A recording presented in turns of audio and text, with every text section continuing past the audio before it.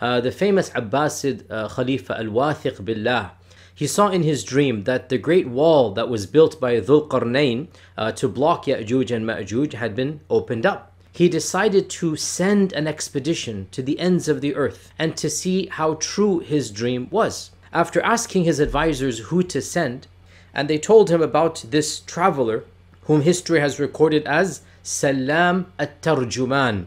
So the Khalifa calls Salam to his palace and he gives him a mini army of 100 top-notch soldiers and horses and cavalry and equipment, lots of money. He gives him, multiple types of passes and letters to guarantee his safety to the ends of the earth. And he tells him, your job is to go and find the wall of Dhul Qarnayn and to tell me whether it has cracked open or not. So Salam took on this assignment with great gusto, and he spent the next 2 to 3 years traveling province after province, working his way eastwards, until finally, according to his own account, he did reach the fabled gate of Ya'juj and Ma'juj. There, he verified that the gate was indeed in intact condition, fully fortified, no holes in the gate. And to prove his point, he carved out a small piece of the wall and he brought it back to the palace in Samurra or Surnamarra'a. He brought it back to the Khalifa and he said to him, I saw the gate with my own eyes and it is fully intact. The Khalifa was so happy and impressed with him that he promptly awarded him and all of the remaining crew massive treasures. Salam at-Tarjuman, in his dictation that he said, he gives a very detailed city by city description of his itinerary. And it does seem that where he went, it corresponds to what we know of the world at that time.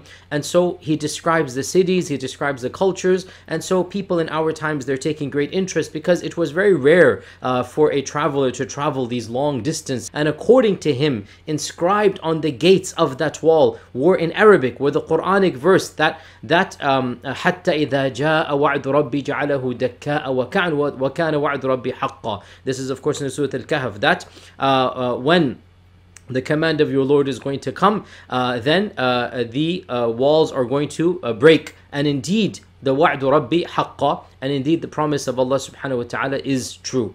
He takes it as a given that Dhul Qarnayn is actually Alexander. Salam says that he met people who were guarding the gate and were well aware that behind the wall were Ya'juj and Ma'juj, and that they had seen Ya'juj and Ma'juj. And according to Salam, Ya'juj and Ma'juj were small creatures, 3 foot tall. While introducing the subject of Gog and Magog, I said this is the test of Islamic scholarship.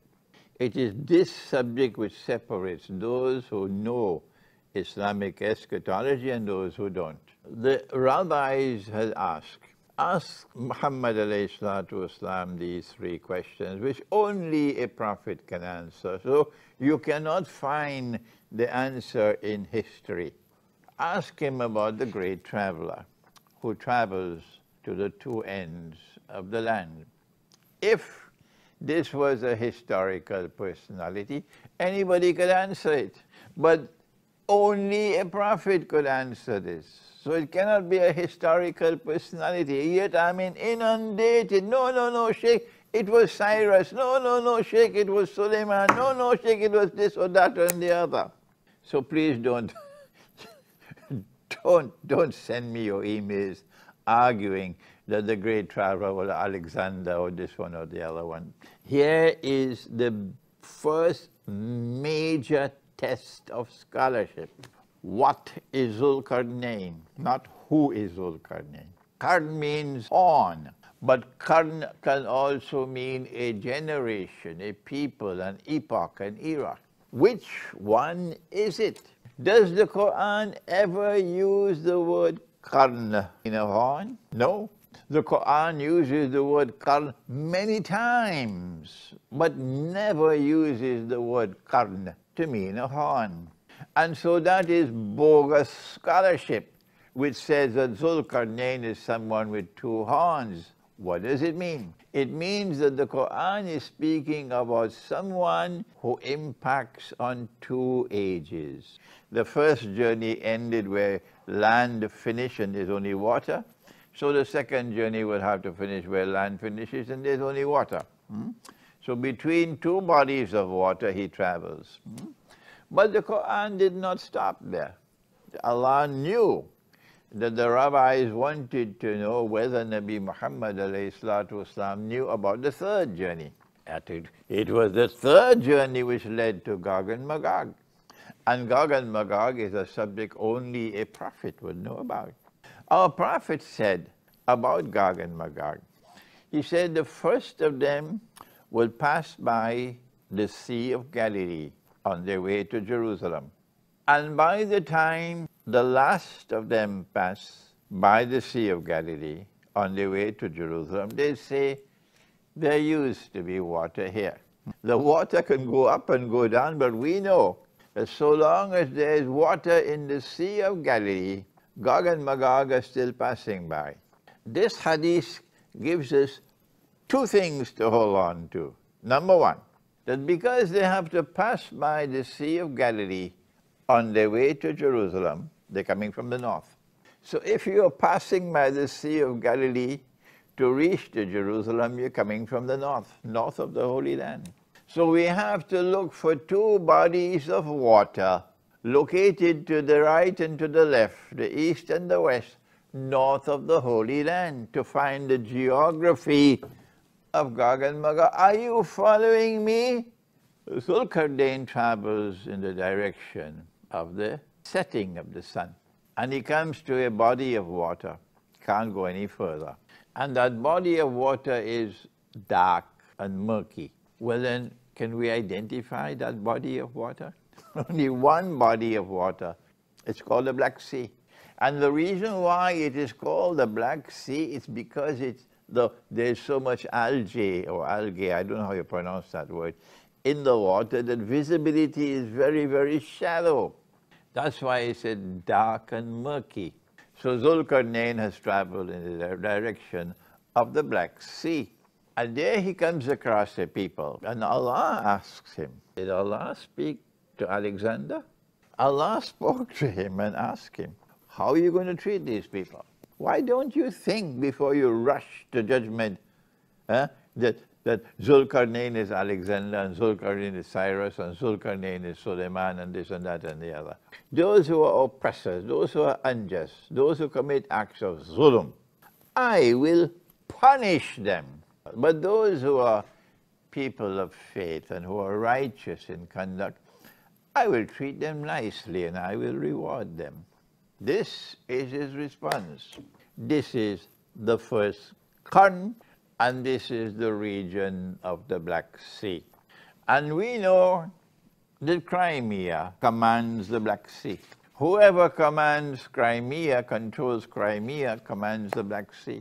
And this is why for centuries, from the time of Genghis Khan, centuries there have been power rivalry for control of Crimea, the peninsula of Crimea. So Zulkarnain then traveled in the direction of the rising of the sun, and that's the destiny of the second of the two Qarns as well.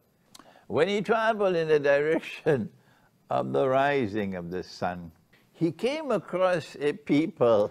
Allah says about the people he met at the rising of the sun when he reached the Caspian Sea now. That was the Black Sea on this side, there's the Caspian Sea on that side. There's Azerbaijan, there's Iran, there's Georgia, there's Russia. All these are littoral states of the Caspian Sea. And we did not provide for them as a sitr, a covering, other than what was provided. I have always felt that this meant that they were living a primitive way of life. But now I realize that no, I have to revise that and refine it. So I have to now connect the East with the West. Power in the second of the two Qarns will have to travel in the direction of the rising of the sun. But there is another rising of the sun, of Dajjal, and that is the sun will rise from the west. That's modern Western civilization, the sun rising from the west. This false sunrise in the west offers to mankind a very sophisticated way of life. Well, that rising of the sun indicates a people of life, people living in that part of the world who lived the natural way of life. And then Zulkarnain traveled, having left them, having had the wisdom to allow these people to live the natural way of life rather than the sophisticated way. He then traveled in the third direction. And that third direction took him to a pass between the mountain ranges. This is the Caucasus Mountains. And there's only one pass in this mountain range, and that's the Dari al-Gorge. And the Quran tells us about the pass. It says that the two sides of the pass is Bain al-Sadafain, that it was like the two sides of a shell, you know, slightly curved like this. Looking at my hands? And up to this day, at the Dari al-Gorge, you see the mountains like the two sides of a shell.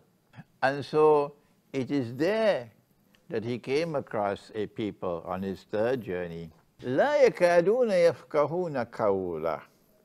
He could not understand. No one could understand their language because their language was unique. It was unconnected with any other languages in the region, and that is to this day the Georgian language. The Georgian language is unconnected with any other regional languages.